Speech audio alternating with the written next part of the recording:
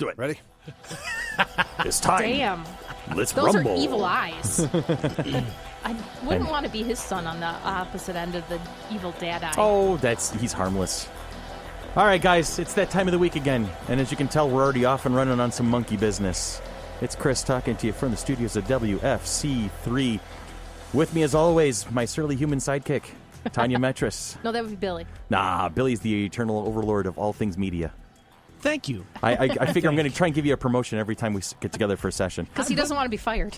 I was about to say Billy that could never get fired. I'll wind up being fired. We have no interns today. So. You know what? Let me take a moment to say something about that, because since we started this podcast series, we could have, ham-fisted our way through anything to try and record this and slap together computers and stuff or whatever to record these podcasts. He makes it sound so professional.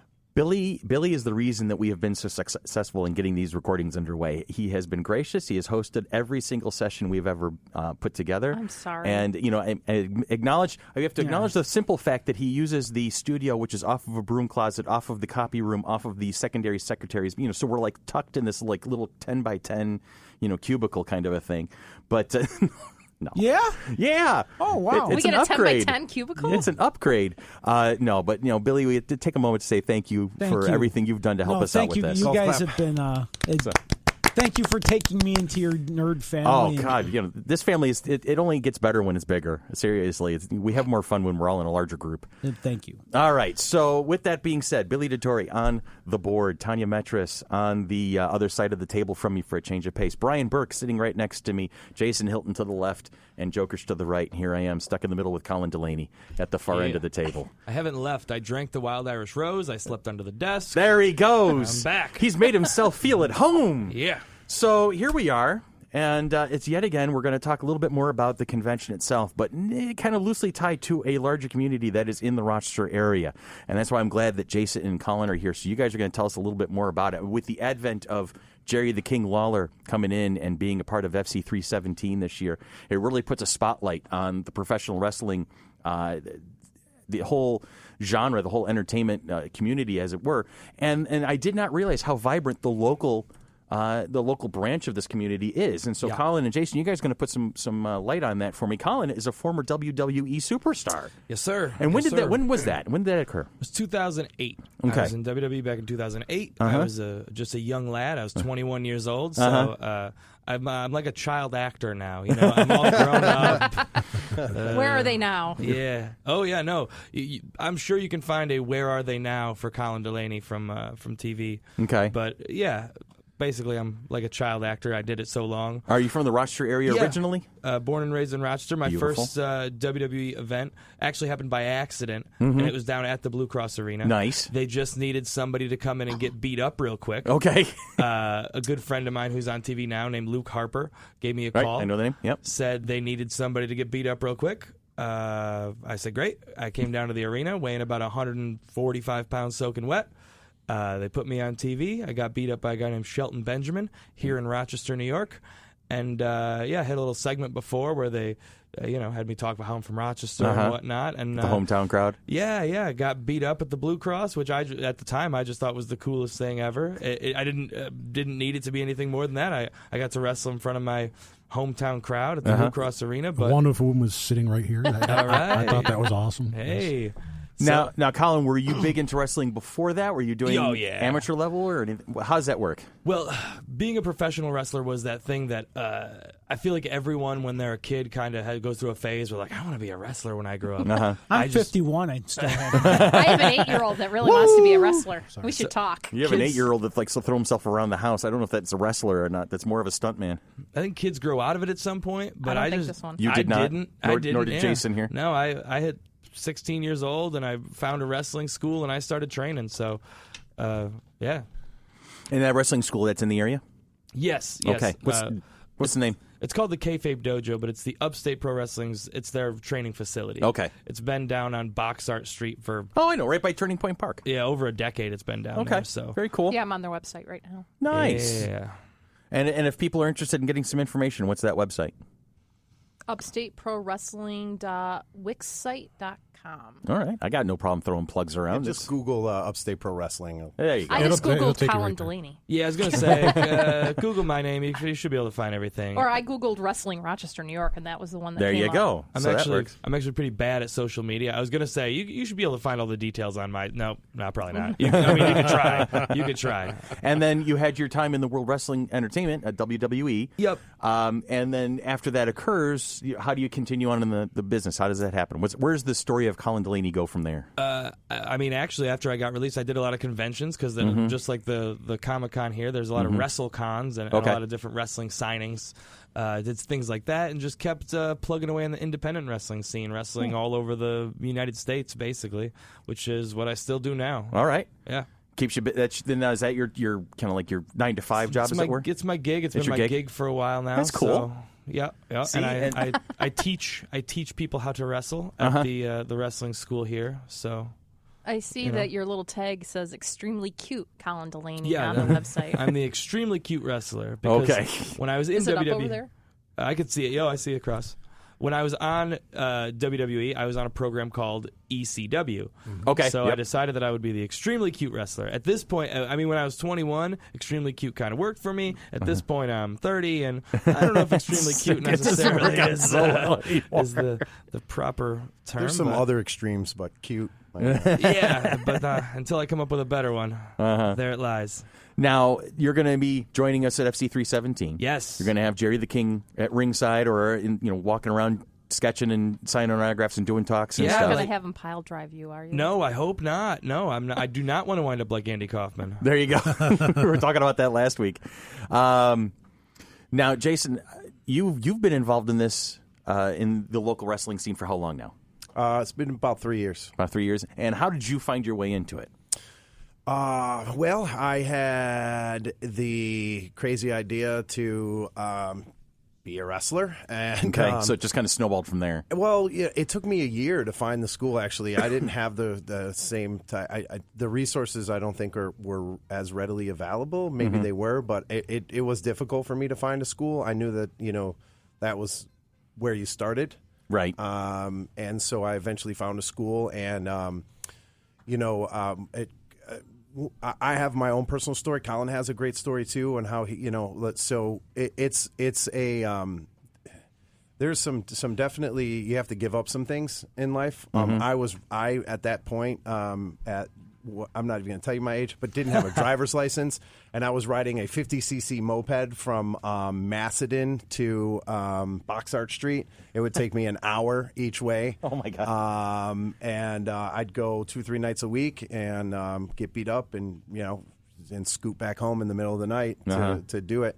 But the first 2-3 months are intense. It's there was plenty of I don't know if I can do this. But after you break sort of through that 3-month mark, I think, or around there, for me it was all just it is the most beautiful thing I've ever been a part of outside of my son's birth. That's It's cool. amazing. See, that is a great. I can't even think of the word I want. Testimony. There we go. That's the word I'm looking for.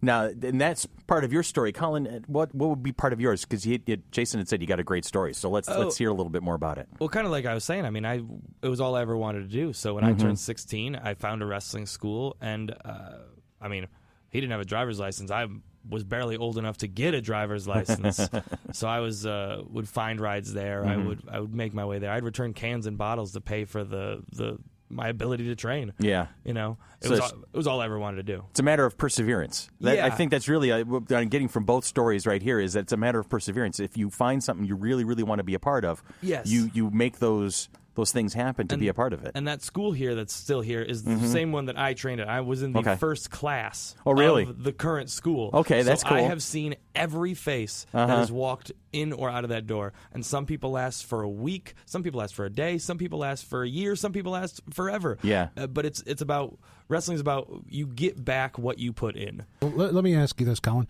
Let's say there's someone listening to the podcast, and it's their dream to be the next Colin Delaney from Rochester, New York. Sure. And they're looking Shoot for... higher, kid. Oh, okay, how about the Thanks, next Jay. Luke Harper? Yeah. Okay. Right. Get taller. Sorry. I mean, What would you say to them? They're looking for a school. Maybe they can't find you guys.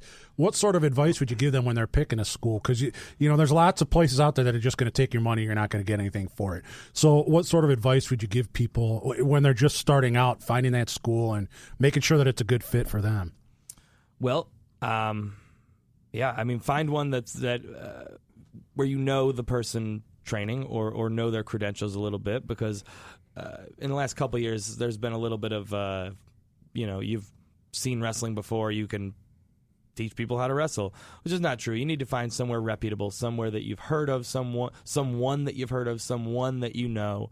Do your research, just like anything else. I mean, you can find everything on the internet nowadays. Do a little research, put a little more thought into it than just, hey, this guy's got a ring in his backyard and he says he can teach me how to wrestle for $20 a day. Do a little more research than that. Think a little higher. But like I said, it really is, you get back what you put in. So if you put into it, you're going to get back from it. And, having a little understanding will help you rather than just walking in a bit blind. And it's not just the physical training you go through. And now what kind of goes on behind the scenes in terms of crafting your character, your persona, the thing you're going to use when you present yourself to the masses out there? Yeah, and that's one that's it's kind of tough to cue on, and it's a kind of a tough one to just teach because everyone's going to be different. Your wrestling personality is going to be a bit of your actual personality just turned up to 100. So you got to kind of figure out what that is and get comfortable with yourself and really know yourself to know what you at 100 even is. Yeah. And that's why this one goes to 11. Yeah. Yeah. Some people, I started really young, so it took me a long time to figure out, what that even meant, because at 16 years old, you don't really know what you're going to be or who you are. So it takes a while to get a handle on, but it really is. Everyone's is kind of just them at 100, them at all the way turned up. Okay. And see, that's the thing about professional wrestling is there are some seriously colorful characters out there who have these larger than life personalities out there. Yeah, we're kind of going by the wayside of that nowadays. I mean, back in the day, there were these huge just these personalities, these characters like Jake the Snake, and like the Big Boss Man was like a jailer, and like there was all these crazy characters and larger-than-life personalities. It's kind of gotten away from that a little bit, which is why the cosplay wrestling show should be fun at the con, because everyone's going to be in costume doing a different character. Maybe some wrestling cosplay. Maybe we'll have a Big Boss Man cosplayer wrestler. I'd like to see that. And somebody like Brian's side. Brian's, you're not the tallest fellow at the table, but somebody like. Maybe about 5, maybe a little shorter, maybe about 5'7", 5'8", doing the whole Big Boss Man thing. That would be hilarious to me. I don't know why I'm tickled by that idea. We talked about that too, right? Like when we did the DC world, the movie world, how I think everything goes. I don't know how to say. Everything goes black. Everybody wears black. Everybody's got tattoos. Yeah. That era where you had all these guys full of color. I don't. It's like, oh, well, it kind of mirrors the real world. Yeah, but we don't watch wrestling to mirror the real world. We don't read comic books because we want to be in the real world, right? Yeah, we want to experience a story, a different story. We want to see it, somebody else's take on it. Yeah, bright colors. I always think of it as and these are you get to see your superheroes come to life in the ring. That's the way I've always looked at it. Yeah, and you've said that before. I've heard you say that, but yeah. Superhero versus villain, face versus heel. It's in the ring versus on the pages of a comic book. Yeah. What is that noise? That's why We're trying to figure it out. I heard it about 10 minutes ago, and I'm like, we've heard the music voices in that our we hear head. talking. Hey, that's okay. I'm going to Tulio style, so I don't hear it. Yeah. To be honest with you, I'm not sure. Everything looks okay on my board. Maybe you thanked me too soon, Chris. That's all for right. being the board man. But Colin finally picked up on it. I'm used He's to like, jinxing myself. I really am. It's what I do on a regular basis. There's more voices in our heads other than. Yeah, there's a slight little hint, something in the background. Talking in the background, and I was Did you see my us ADD taking was going crazy. Our headphones off a couple times to try to I was figure. wondering if it was happening outside and bleeding through, but no. Kind of like the bagpipes last year, starting the morning of the second day of the convention for the woke Flower us up City in the morning. Marathon. Somebody tune into the related station, see if we're actually on the air at the moment. That'd be hilarious. So that would be hilarious right Better now. watch our language. Yeah, I can see the ratings just plummeting at the moment. It's Sunday afternoon. Who's listening anyway? So, guys, tell us a little about the Upstate, the organization that is going to be working with us on this. And maybe I know there's other groups around. A bunch of tell us a little bit about the local wrestling scene, local wrestlers that are maybe on the rise in the area. People who will probably actually be showing up and performing at. Yeah, so it's Upstate Pro Wrestling. Yep. It's been through a bunch of different names, but it's always the same core group. It was called